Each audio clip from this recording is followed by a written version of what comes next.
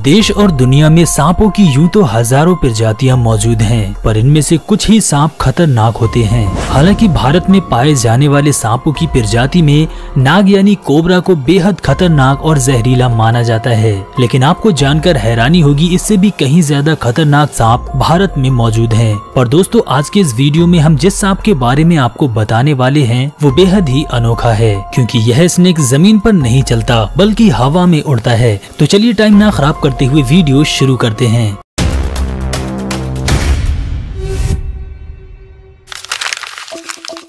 दोस्तों, आज हम जिस सांप की बात कर रहे हैं वह दक्षिण पूर्व एशिया के अलावा भारत, श्रीलंका, दक्षिण चीन और फिलीपींस में भी पाया जाता है और आमतौर पर ये सांप भोजन के लिए छिपकली, चमगादड़ और पक्षी तक का शिकार कर सकते हैं। वैसे तो उड़ने वाले सांप बहुत कम ही देखने को मिलते हैं, लेकिन बहुत ज्यादा जहरीले न होने के बावजूद भी इन सांपों का खौफ अधिक रहता है। इन सांपों की सबसे ज्यादा हैरान करने वाली बात तो ये है कि यह पंख न होते हुए भी उड़ सकते हैं। हालांकि एक शोध में अब वैज्ञानिकों ने इस बात का खुलासा कर दिया है कि यह सांप किस तरह से उड़ पाते हैं। दरअसल इस शोध के अनुसार पैराडाइज ट्री स्नेक या क्रोसोपेलिया पाराडिसी प्रजाति का सांप पेड़ की एक शाखा से दूसरे शाखा तक उड़ सकता है, या फिर ये भी कहना गलत नहीं होगा कि वह एक पेड़ से दूसरे पेड़ पर लंबी छलांग लगा सकते हैं। इतना ही नहीं, कई बार ये सांप उड़कर जमीन पर भी उतर आते हैं। साथ ही उड़ते समय ये खास तरीके से हिलते हुए हवा में तैरते हैं और अंग्रेजी लेटर एस की तरह आकार बनाते हैं। इस प्रक्रिया को अंडुलेशन भी कहा जाता है। साथ ही इसी गतिविधि के जरिए एक और खास प्रजाति के सांप भी